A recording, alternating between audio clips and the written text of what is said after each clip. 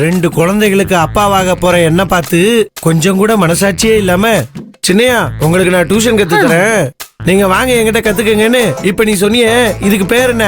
சித்திரவதை தானே?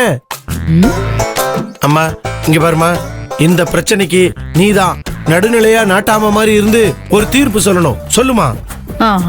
சரி ஈஸ்வரி, இவன் என்னம்மா சொல்றான்?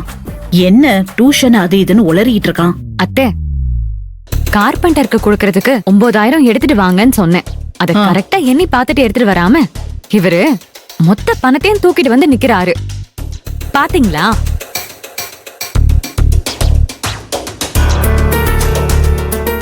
ஏன் இப்படி எல்லா பணத்தையும் எடுத்துட்டு வந்தீங்கன்னு கேட்டா, சரியா என்ன தெரியல, ஒவ்வொரு தடவையும் என்றப்போ மறந்து போயிடுதுன்னு சொல்றாரு.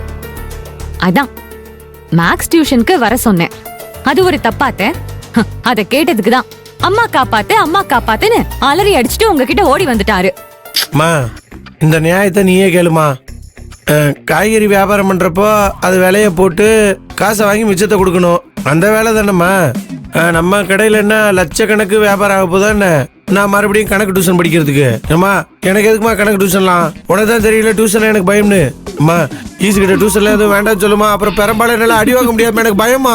சின்னையா என்ன சொல்றீங்க? இப்ப வேணும்னா நம்ம லட்சக்கணக்குல வியாபாரம் பார்க்காம இருக்கலாம். ஆனா நம்ம வாழ்க்கை இப்படியே ஒன்னும் போயிட போறது இல்ல. நேத்து தள்ளு வண்டியில காய்கறி வித்துட்டு இருந்தோம், நாளைக்கு கடை வைக்க போறோம். இதுக்கப்புறம் நம்மளோட அடுத்த டார்கெட் கோயம்பேடு மார்க்கெட்ல நம்ம மாமா பேர்ல பினான்ஸ் கம்பெனி ஆரம்பிக்கிறது தான்.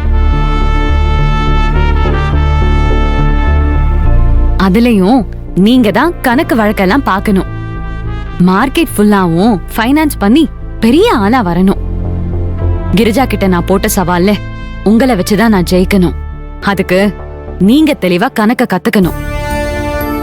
நீங்க தனி ஆளாவே அக்கௌண்ட்ஸ மெயின்டைன் பண்ற அளவுக்கு வளரணும். இதெல்லாம் நடக்கணும்னா உங்களுக்கு நான் டியூஷன் எடுத்தே ஆகணும். இதுல எந்த மாற்றமும் இல்ல.